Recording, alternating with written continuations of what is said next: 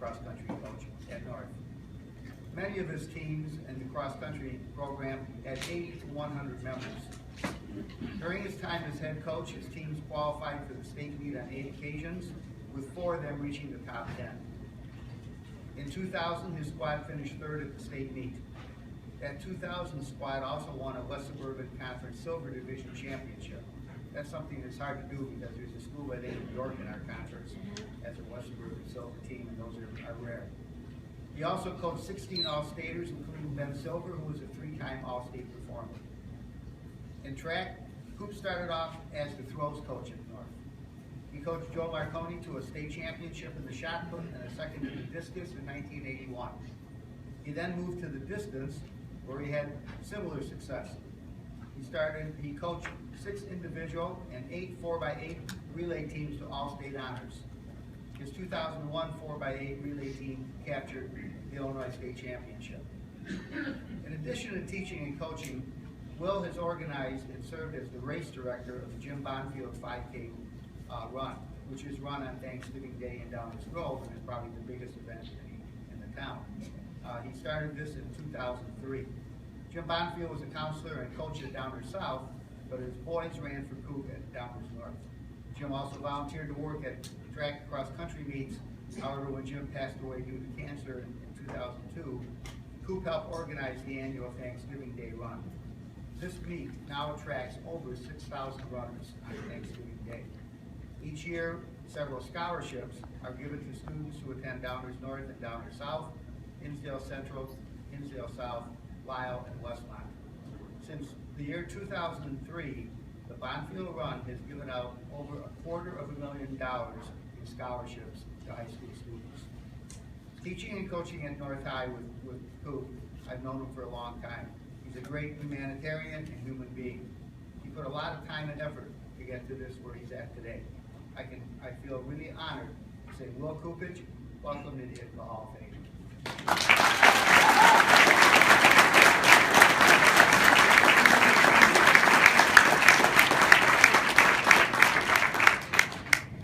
It's the nicest thing Bruce Ritter's ever said about me. I gotta process that. Wow.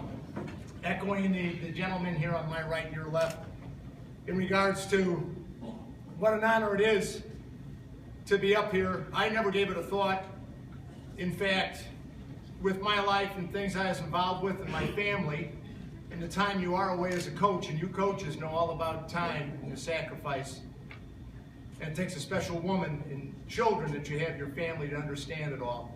I didn't give the time to this group of fine gentlemen and women, and thought it was really, as I mentioned to a few people last night at the social, the club for the older gentlemen, or the special club that you couldn't be a part of. I can't think of the way to describe it, but it wasn't for me. And when I received the letter to be up here today, I was really, really overwhelmed. There was this lady who had a rough go with her health, and she, promised the Lord. She said, "Boy, if you can give me another 30 years she was asking God for, I'd turn my life around." And lo and behold, her prayers were answered. So she thought, boy, I'm going to get a new lease on life, and I'm going to have a total transformation. She went off to a surgery type center, had her hair done and color changed, her lips enhanced and other things enhanced, her eyes, her cheeks. She was just totally transformed, knowing that God is going to give her 30 more years. She leaves the center, a new woman, 30 more years. She walks across the street and gets hit by a car. She's up in heaven and says to the Lord, "I thought you were giving me 30 more years." And God said, "I'm sorry, I didn't recognize you." Recognition. That's what it's all about here today. I'm being recognized. And I'm glad you liked the joke. Wasn't sure. And it's all about this rank. Ultimately, in the continuum of the definition of recognition, what does it mean? Really? And you'll sit there and say, I heard beautiful men here mention it's about others, it's about serving. That's what it's about. It's not about us. It's the reaction that people had towards us, that Bruce Ritter and Tim McDonald, a guy like John Sipple and Jill Blondell, people like this, Eric Buhat, other coaches in the past, Michael Case, who took me under his wing when I first got into this cross country and what it was all about. They believed in me. They stood for me. I didn't stand for them. It's how people react to recognition in the ultimate is what other people are really doing for you, not what I did for them. For my athletes who are here today, the Roman brothers, Spilkey, Clevenger, scholarship runner, some of these guys aren't catchmark here, Michael Lifson, who ran in college, the Blondells, and the list goes on. They're here today to honor me. Athletes responded to the crazy workouts I had. You can take 100 of the best coaches, I always said, and had a different way of doing things, and they'd all get down to the promised land. Al Carius is shaking his head. You get them to believe and run for you, and the promised land is Detweiler Park. And that ugly track called the Eastern, that blue track, so ugly, it's beautiful. That's what I was told the guys, run for the blue. That's these athletes, to me, the most precious times for me in my memories were the workouts on the track. They run, and the crazy things I had them do, and I'm sure you guys had your athletes do, moved me to tears. I thought when my son came to run for me, to see him and my daughter, I couldn't hold back the tears at the regular meets before they came into high school. I thought, how would I react? You could see the tears up here from Tony. It's amazing. And our friends that are out here today, friends like Jeff and Lane Blondell and Mr. Lifson and others that are here today on my behalf, amazing. And then friends who couldn't be here today. A guy who knew more about running than I'd ever know is Russ Dahl, who passed on. Some of you remember Russ. A high school buddy of mine who'd call me and lift me up. I didn't call him. I didn't take the time. And he'd take an interest in me and what was happening with the team. And then there's a guy here, Jay Earhart, a buddy of mine, a high school friend who we've known each other since we were about out of the womb, who stands for me and loves me, and I love Jay.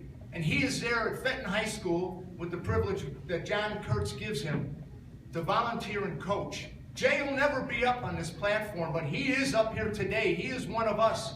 All those volunteers, people like Jay, who say yes to this sport, who love it for the cause of making a difference.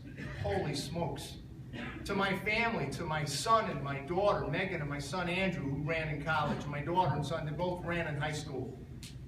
They defined me. We had our arguments, we had our battles, and we had all that joy, all those great memories regarding cross country and track.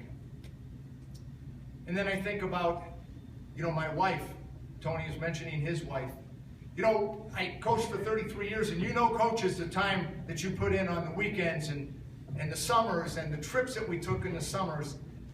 And when I told my wife I was going to retire, the most negative thing she ever said, she was everything to me. She said, well, it'd be nice to see you on Saturdays.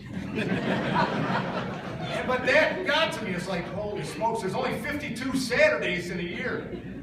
But how people have reacted to me, they've lifted me up. Mark Straightman, the assistant coach at Glenbard West girls coach. Talking to Mark last night, his brother was two-time champion, high jumper, 7-footer. And there's even a day in the town named after her for his brother, and Mark said his brother called him and said, yesterday Mark was telling me this, said his brother said, all the stuff I had doesn't compare to the plaque he received last night being an assistant coach of the year at Glenbard West for girls track. Just the assistant coach of the year. His brother says, that's better than anything I've ever done. Boy, I'm impressed with your brother, Mark. What a man. So these others, it's all about others. It's not about us. And I'm here today and I am humbled. I can't believe it. Wow. And then Jim from Wheaton North, we were talking last night. I told Jim, and we battled at our first meet at St. Charles, that we'd just sit there and say, Mike told my guys, the guys remember this, you want to honor your opponents? We talked about honor tonight. You honor your opponents, I tell my men, by running them into the ground. Because I said, when I want to play Michael Jordan, I want to play him. I don't want him to take it easy on me. Because I want to get off the court and say, Michael Jordan just smoked me, man, was he good? So when you go out there and really honor somebody, you give them your best. As a coach and as an athlete, my athletes did that.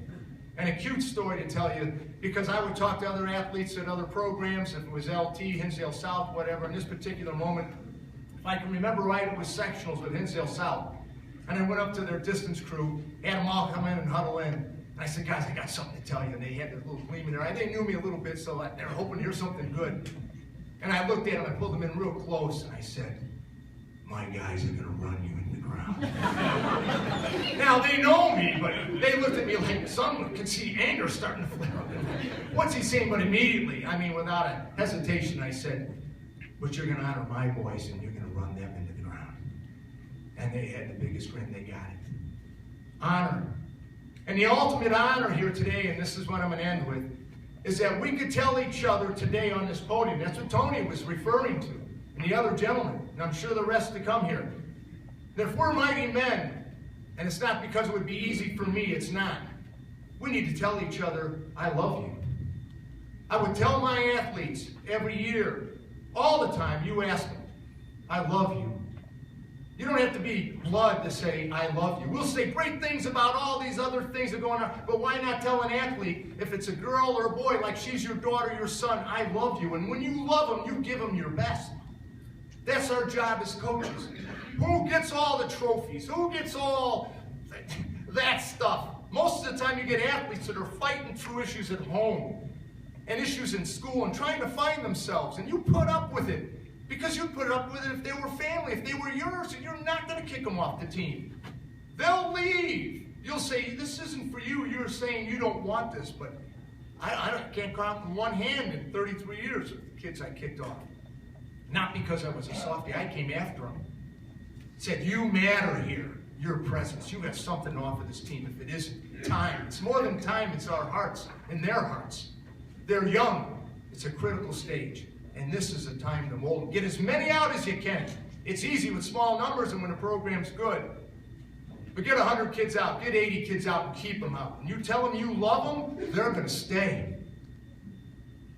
Dave Jackson, the other time, we just about a month ago, Andy, you were there. We had the Irish place in Downers Grove, having lunch there. And I'm leaving, I heard Dave Jackson, the Hinsdale South coach, telling other coaches, hey, I love you, I love you, I love you. Told me today or last night, I love you. Love is important. And don't you kid yourself, it's just not a word. Our words are powerful. So as coaches, tell your athletes you love them. In closing, it's a true story. Professor in a university in Baltimore, he sends his sociology class on campus out to do a study of the slums of Baltimore. A home with about 200, I'd be lying, 205 to 215 boys. Go out and do a study. They all come back and tell the professor, to the boy, every one of them, they reported back, they haven't got a chance. They're not going to make it. They're in the slums. They don't have any parents. They're not going to make it. They shelved the study. Many moons later, a new professor on campus, sociology class, finds the study, sends his kids out to find those men today and find out, follow-up study, what happened to them. And out of 205, 215, they located 187 of them in and around the Baltimore area, believe it or not, and found that every single one of those boys had great success and were contributors to this life and this earth. Entrepreneurs, businessmen, doctors, lawyers, every one of them. The professor was astounded. And the constant theme, the constant in all their stories was, there was this teacher. And they all smiled at him. There was this teacher.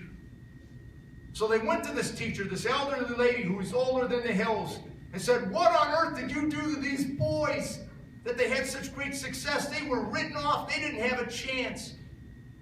And with a sparkle in her eye, she just looked at that professor and said, I just love those boys. I just love them. Thank you very much.